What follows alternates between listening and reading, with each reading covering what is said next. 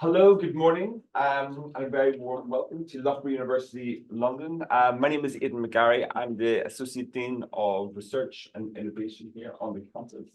I'd like to say a few short words by way of introduction to Loughborough University, London, as well as to today's wonderful event. For those of you who don't know, Loughborough University, London is a postgraduate campus. We're located, obviously, in the heart of East London, one of the most innovative, exciting, multicultural places on the planet. And Loughborough University in London is unique for a number of reasons, including how multi and interdisciplinary we are. We have colleagues working in the school, working on design, media and creative industries, politics and diplomacy, digital technology, management and innovation, as well as sport and business. So it makes us quite a dynamic school, open to interdisciplinary ideas, research and collaboration. And one of the vehicles to realize our interdisciplinary ambitions and values is through the university's Institute of Advanced Study. And I'm delighted that today's events are supported by the IAS on this year's annual theme, Gestation. This is the first time that an IAS annual theme has taken place on the London campus. And today's roundtables will focus on intersecting issues of gestation and ecologies, and gestation and justice. And this will be followed by a performance by the poet and activist scholar Nat Raha, presented by Radar. It promises to be a very stimulating and engaging day. So these events and the broader theme connect to the the school's new research hubs on social inequalities and justice, as well as climate and ecological transitions, as well as the newly formed Gender, Sexuality and Feminism Research Group, and hopefully presage future research, collaboration and scholarship in this area. And just to wrap up, I'd like to thank Dr. Pandora Syperek, as well as Dr. Christina Suzina, who put together this very impressive program of interdisciplinary speakers and perspectives. It was their vision which has brought us here together today. And so a very warm welcome to all of you. I'm going to first of all pass over to Pandora, who's going to introduce, and then she'll then pass on to Anna. So a very warm welcome to everyone.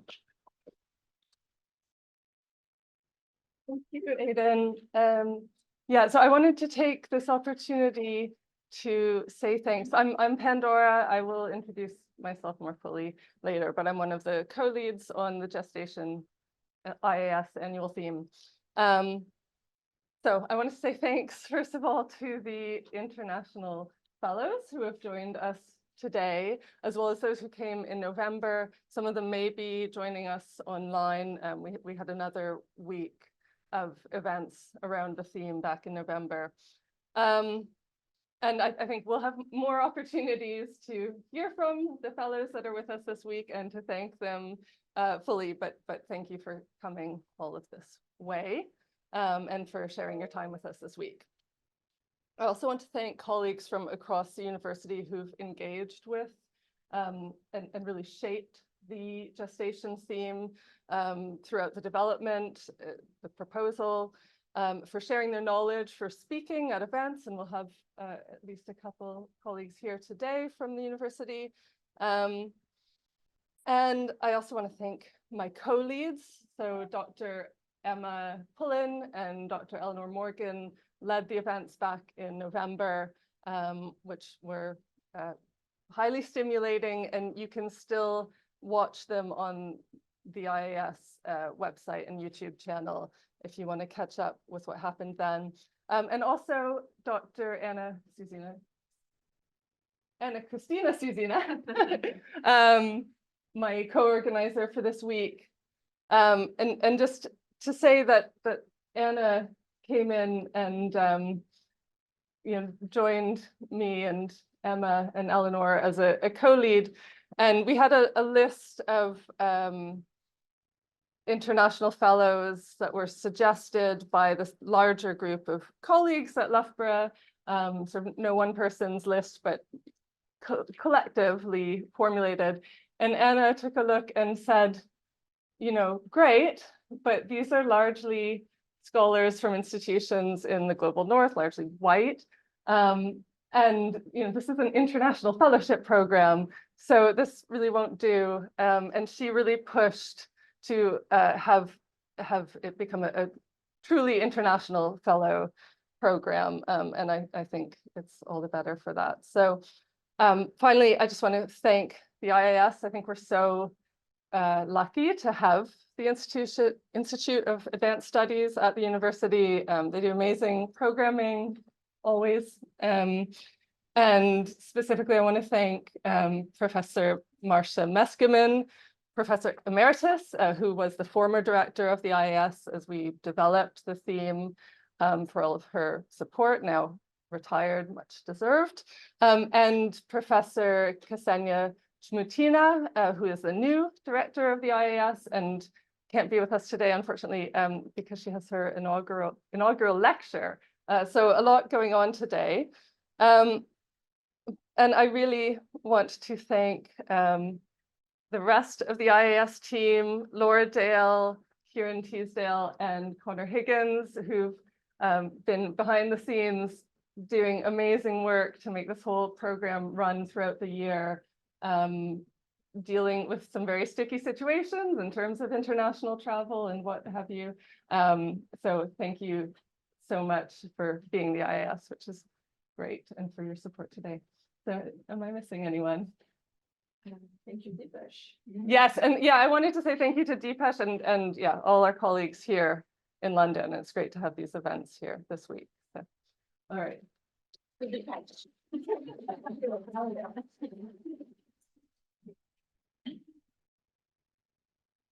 Thank you, Pandora. Thank you, Aidan. And thank you all for being here this morning. The whole point of this series of events since November was to expand the understanding of gestation out of the body carrying a fetus and the birth event.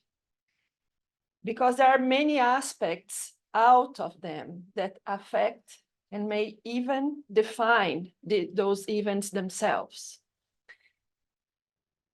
The different roundtables and other activities happening around the gestation team overlap at a certain level, but also try to concentrate in some of these defining aspects.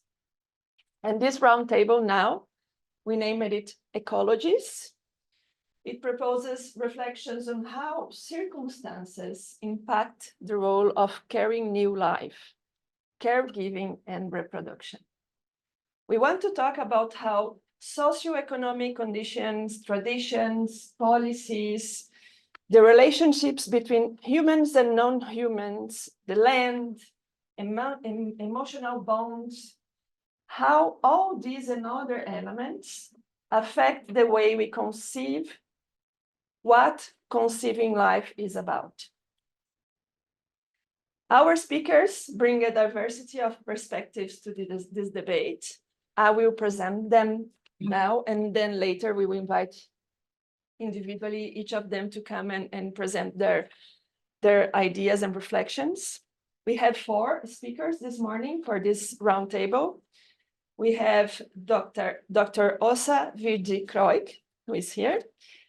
She received her PhD in religion, specialized in indigenous and Sami philosophies from Uppsala University in Sweden in 2022. Among her interests is decolonization, silence, revitalization, and indigenous studies. Her previous scholarly publications include the edited volume Indigenous Fluorescence, Beyond Revitalization and Sapmi in Ainu Mosu from Anu Press. Her works focus on transformative political and social change, particularly regarding cultural justice. She runs an independent publishing house focusing on indigenous issues, particularly in South Sami. She was raised in a reindeer herding family in the mountains of Sapmi, Scandinavia. In addition to being a scholar, she is also a community cultural worker and manages different networks. Thank you, Åsa, for being with us today. We also have Dr. Lindsay Jane Barnes, who is here. Originally from UK, Dr. Barnes went to New Delhi, India for higher studies in 1982. After completing her PhD in sociology from Jawaharlal Nehru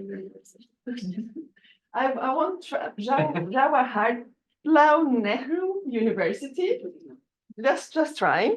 In 1989, she has continued to live and work in a remote village nearby the area where her doctorate field work was located, in the northern state of Jharkhand. Whilst staying there, she became involved in women's health issues. Along with village women, she helped develop the Women's Health Initiative of the community-based organization Jan Chetna Manch Bokaro. This involved the training of village women to take care of their own health problems, especially during pregnancy and childbirth, incorporating many positive traditional practices. This led to the establishment of a women's health center, which provides care to around 1,500 women each year and is open as a birth center 24/7. In recognition of this, she was made an honorary fellow of the RCOG in 2014. She has worked with the various agencies, government and non-government in the development of training materials, especially for rural women. She has also taken up research activities related to women's health, indigenous birthing practices, quality of reproductive healthcare, postpartum contraceptive choices, access to abortion services. Thank you, Lindsay, for being with us today. Our third speaker is Dr. Luisa Prado de Oliveira Martins, who is sitting here with us. Luisa Prado is an artist, activist, and researcher. Her work moves between installation and food, using performance and ritual as a way of invitation and activation for audiences. Her practice explores relations and knowledge between food, infrastructures, and technology, and questions what structures and processes are needed for collective concerns of care. She holds a PhD from the University of the Arts Berlin and an MA from the University of the Arts Bremen.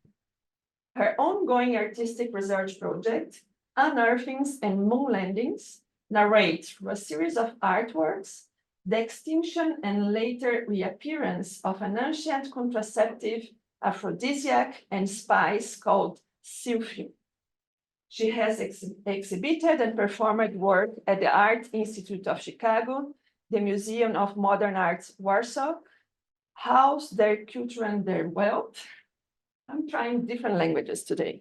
The National Museum of the Democratic Republic of Congo, Savvy Contemporary, Academy Schools Solitude, and Campanelle, among others. She's currently based in Vienna, I think, because it was Berlin before. Yeah, it's In between. in between. Okay, thank you, Luisa, for being with us. And we have as well, as a speaker, Dr. Barry Boggin, who is sitting there with us. Dr. Barry Boggin has expertise in human physical growth and development, nutritional ecology, evolutionary biology, Maya people, and human adaptation. The focus of his research is to explain how social, economic, political, emotional forces influence human physical development. He has authored more than 230 books, articles, book chapters, and popular essays. These include the books Patterns of Human Growth, Human Variability and Plasticity, Human Biology, an Evolutionary and Biocultural Approach, and the Growth of Humanity. Dr. Boggin was born in the United States. He studied biology and anthropology at Temple University, Philadelphia. He worked at Universidad del Valle in Guatemala, Wayne State University, Detroit, and University of Michigan, Dearborn. Boggin joined Loughborough University in 2007 and retired from full-time activities in 2018. Thank you, Barry, for being with us. Thank you all, the four of our speakers.